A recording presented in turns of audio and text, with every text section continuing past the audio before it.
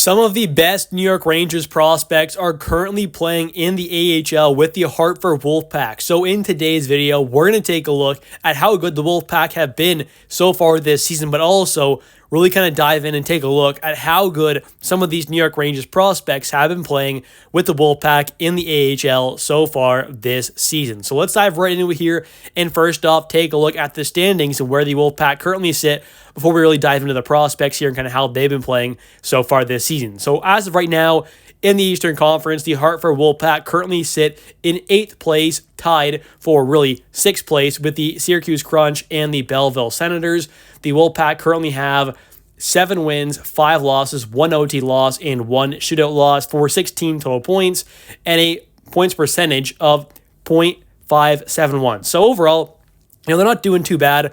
They're on a 2-game win streak as of recording this video, and I think in general, they've been a decent team, obviously, with Brennan Othmann, one of the New York Rangers, top prospects, arguably the kind of second best, right behind maybe Gabe Perreault, or you could argue maybe you have him over Gabe Perreault, but either way, one of the top prospects and one of the better players on the Wolfpack in the AHL. Brennan Othmann, unfortunately, got to play 3 games, had 5 points in that little span there, but then got hurt. He's obviously a massive part of this Wolfpack team, so losing him was definitely a big loss for this team, but slowly and surely they seemingly are kind of starting to really kind of turn things around, it seems like, which is definitely a very good sign for a lot of these young guys to be on a competitive winning team who's obviously trying to compete for a playoff spot and possibly go on a decent long run as well, which would be very ideal for a lot of these great prospects because there are a lot of really key and good prospects and guys who could make an impact at some point throughout this season right now, or possibly, next season or the year after that. In the coming seasons, a lot of these guys are going to make an impact, and we're going to be kind of relying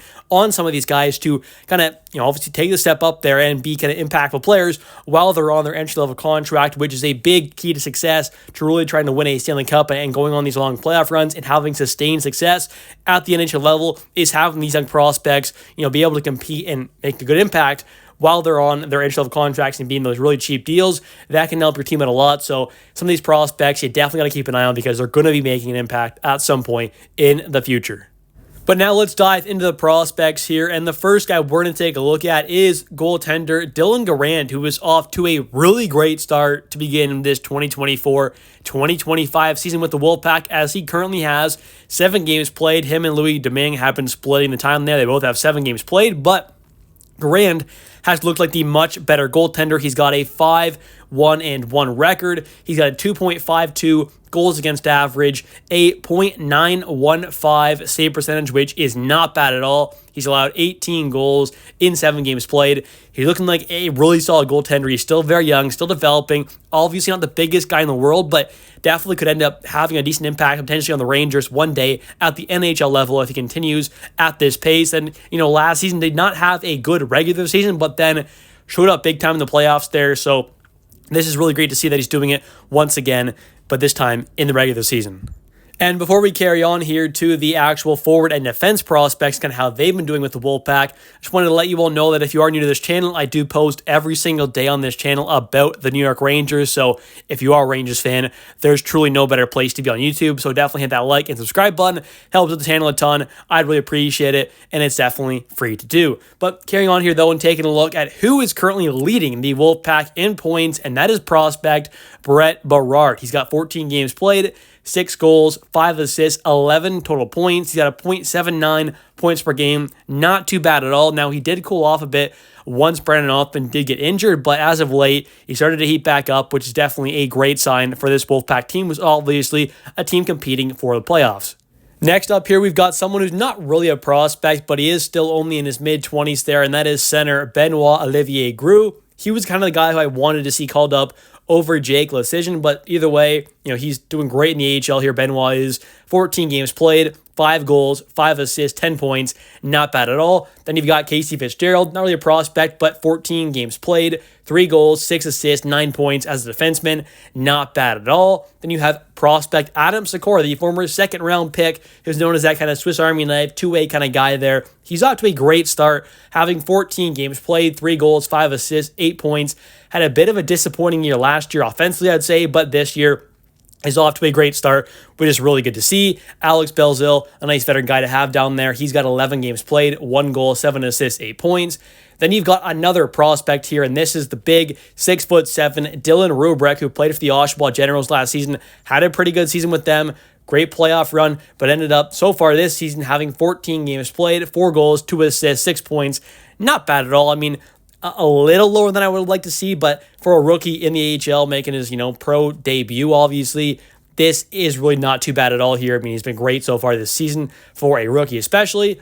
Then we've got here Yaroslav Melash, who is off to a decent start. Once again, kind of like Rubrek, maybe a slight kick below what I'd like to see, but still not doing too bad at all here. He's got 14 games played, 2 goals, 4 assists, 6 points, ended up making his pro debut last season there with the Wolfpack, getting a little experience, and, obviously this season so far, not doing too bad. Then you've got another prospect here, Matthew Robertson, one of the better defense prospects currently in the system. He's got 13 games played, 1 goal, 5 assists, 6 points. Known as that kind of two-way guy, solid defensively, good puck mover, so not doing too bad. Then you got Ryder Korzak here, who he's obviously a guy who is kind of interesting there. He's known as kind of a really great kind of offensive guy, great playmaker. The offensive numbers haven't quite translated to the NHL level yet. He's been a guy who's slowly approaching his kind of mid-20s now, so he's not necessarily a super young prospect, but definitely a decent guy to have in the AHL. He's got 14 games played, 1 goal, 5 assists, 6 points. Then you've got Brennan Othmann, who, although has only played 3 games, is currently tied for a 10th spot in the entire Wolfpack team right now in points with 3 games played, 2 goals, 3 assists, 5 total points there. He was off to a great start, got hurt. Is it kind of expected, I believe, to come back around kind of late December, so still a ways away, but it's really unfortunate there for Brennan Othmann and the Wolfpack team. Then you've got one of the top center prospects currently in the system, and that is the two-way center, known as a shutdown defensive guy, great face-off taker, and that is Bryce McConnell-Barker, former Sioux Greyhounds player from the OHL. He's off to a great start so far this season, having 10 games played, 2 goals, 3 assists, 5 points. Made his pro debut last season with the Wolfpack in the playoffs. They're having 4 games played, got no points, but so far this season off to a pretty good start for a guy who's known as a shutdown kind of two-way center, penalty killing guy, great on the face-offs, really solid just defensive guy. And he's also still only 20 years old, doesn't turn 21 until June, 6'2" center, good size there, former third-round pick, looking like a bit of a steal there, but he also has 4 of his 5 total points in his last 5 games played. So 2 goals, 2 assists in his last 5 games played there. So he's obviously heating up as of late, which is definitely a very good sign for the very young center prospect for the Rangers. Then we've got a few non-prospects here who are all tied with 4 points, and you've got Anton Blitt, 14 games played, 4 points. Then Connor Mackey, 14 games played, 4 points.